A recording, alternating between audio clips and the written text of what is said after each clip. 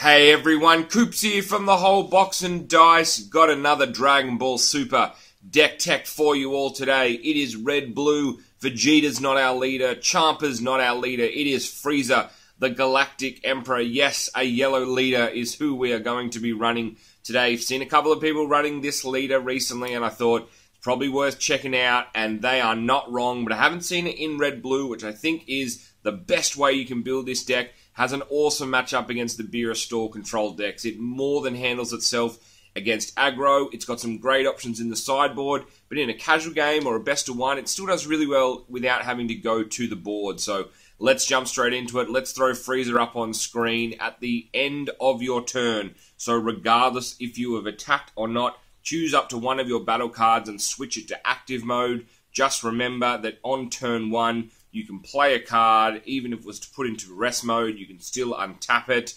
Excellent ability, saves a lot of our dudes.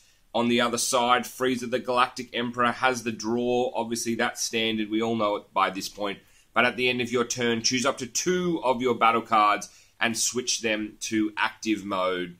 What I want to say about Frieza is, and you'll see this as we go through the cards, there are a lot of key targets that we want to keep alive, and Frieza allows us to do this. But there's also, I guess, a second side of it is that there's actually a lot of cards that are zero to cost combo pieces that even after you've swung and got an attack in, you can ready back to active mode and you can still combo with these pieces defensively and you haven't had to, spend any additional mana or use cards from your hand. So Frieza definitely has a great protection ability in terms of, keeping up guys so they can't be attacked on the crackback. But he also readies the zero to cost 5k combo cards. So if something does go, pear-shaped out of hand, you have a couple of extra dudes that you can combo with. So super versatile, really enjoying the lead. And like I said, red-blue I think is the best way to go. Let's jump straight into the deck. We're running blue, so no prizes here for guessing this one. It's a playset of energy-boosted Majin Buu. The card draw off this fella is absolutely nuts. Would not leave home without it. It is a crucial part of seeing the deck because we lose a lot of card draw by not running Champa as our leader and getting that 15k draw a card, but we do need something to supplement that, so a playset of Buu will get us started. Play 4 copies of Sayian Cabba as well, and this one is also a no-brainer, obviously. Sayian Cabba is just such a great card. The ability to awaken yourself, puts a whole bunch of damage on the board, and like I said, remember with Frieza, after you attack with this guy, you can then ready him again after swing, so most of the time you are keeping your Sayian Cabba alive.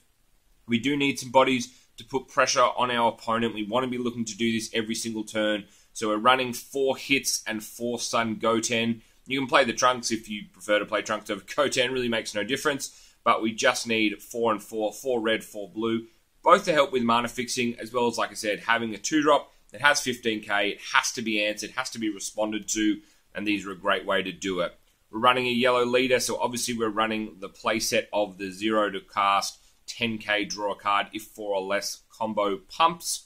Running 2 copies of Confident Botamo. The ability to attack active mode battle cards is important sometimes. You may just want to clear a blocker off the board before swinging in, or sometimes there may be a pesky battle card that you do want to get rid of. I think 2 is just enough for Botamo. You don't need to do it all the time, and at worst, he is a 0 to cost 5k. Running a playset of Vegeta as well, the vanilla Vegeta, but 20,000 power is nothing to dismiss. The fact that this requires an answer either, when it's 10k, it's pretty much guaranteed damage. Even when they're 15k, they still have to combo. This hurts our opponent quite a lot. Now, running 4 copies of full playset of Furthering Destruction Champa, and this is the secret tech. This is the key to the deck. We have a lot of guys like Vegeta or even our leader, and this is a card that your opponent's not going to expect you to be playing. It doesn't really fit into the deck in terms of an obvious auto-include. Your opponent's probably worried that we're running the hit-burn chain somewhere down the line because we're trying to keep hit alive, so that kind of makes sense. But there is so many times where I've been able to catch my opponent off guard, go through to combos, no negates, been able to go to double strike, dump your hand, suddenly you're hitting for 100k plus, double strike, and that's the game. Running a playset of the Unceasing Evolution Frost, 3 cost 15k. It's just like our 2-drop 15ks, but we're paying an extra to get double strike, and that is a cost I will happily fork out. 4 copies of Terra Assault Frost, has double strike, is 15k as well. Can evolve him for 3, but that's not something I'd probably be recommending you doing. There's better use of your mana. That auto, when this card attacks a battle card, KO that card is very relevant, especially if your opponent still has 10k of life, 10,000 power, and you can deal that extra point of life. We're running 3 copies of Energy Boost Beerus in the deck as well. Obviously, just some unconditional removal against things like the big 25k full power Friezes is always nice.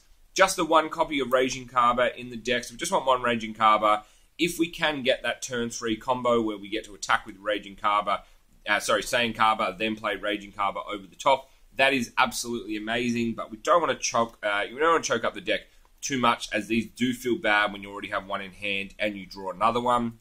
4 copies of Bewithcing God Vados, the best 5-drop in the game, and one of just the straight-up best cards that exist. It demands an instant answer. If your opponent taps down, they put themselves in a very, very bad position. We've got the Cabbas, we've got the Frosts, we've got the Hit and Botamo in terms of cards that you can pull off Vados, and we will happily see 4 copies of Vados. People may question why you're running 4. You don't want to see too many Raging Cabbas, because Cabba, 4 mana or 4 energy for a 20k double striker isn't great. But 5 when only double red for Vados is just absolutely insane.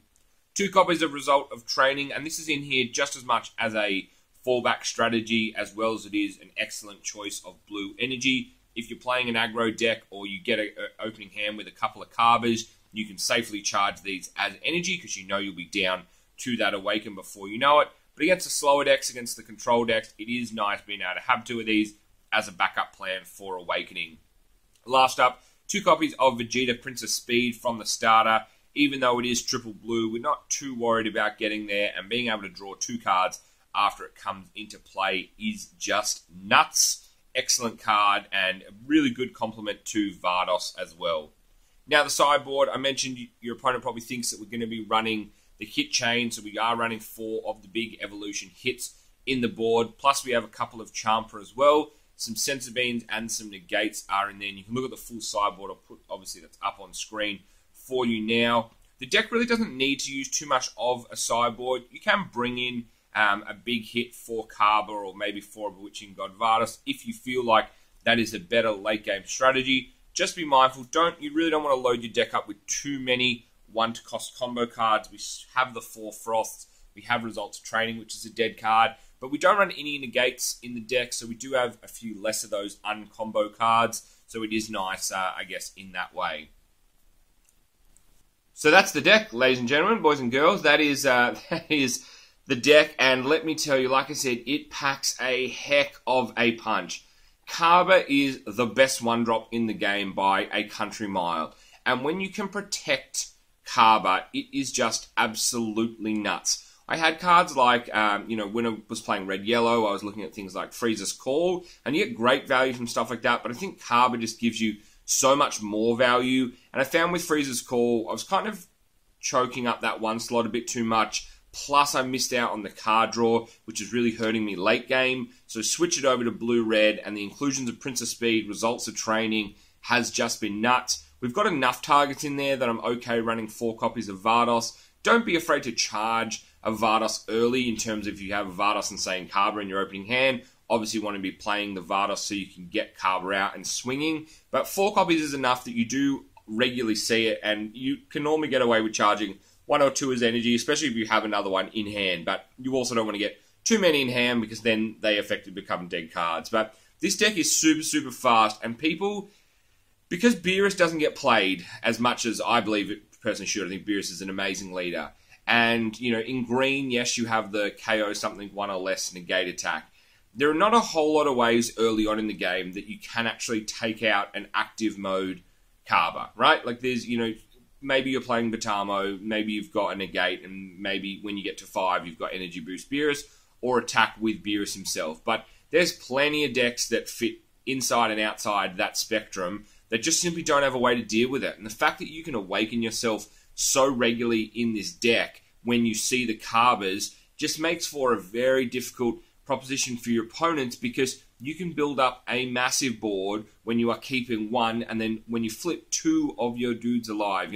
There's nothing more frustrating than your opponent not being able to answer Bewitching God Vados and then switching it to active mode. If they don't have a Furious Yell Vegeta or an Energy Boost Beerus, there's nothing they can do. There's literally nothing they can do. I might have been forgetting another card. When you negate the attack, the auto still goes through. It resets itself. There is just so much value that you get from a card like Vados, and that's why it's very important to run all 4 copies. I've been saving this deck because I didn't want to kind of get it out there without the full proper playtesting, but I promise you, put this one together. There is not a lot that I've had any trouble with at all. Some of the best decks that I've had, some of the best decks that I've played against, some of the people that I respect most in terms of their deck building skills, I've beaten them with this deck. I was very surprised at how valuable the leader was. I thought for sure losing the card draw of Champa would be detrimental to the concept, but I think this is a sleeper deck. I've seen some people getting some value with the leader in red and red-yellow, but let me tell you, blue-red is the way to go. It is everything you could possibly want. Try it out. Let me know in the comments. Win some tournaments. Get some promos. Thank me later. I've been Coops. This is the whole box and dice. Thank you so much for watching, everyone. If you enjoyed the video, hit the thumbs up button. Subscribe if you are new. Plenty more Dragon Ball Super and MTG content on the way. Ixalan is around the corner for you MTG fans. We are slowly creeping towards set 2 for Dragon Ball Super. What a time it is to be alive and in those TCGs. Thanks so much for watching. Peace.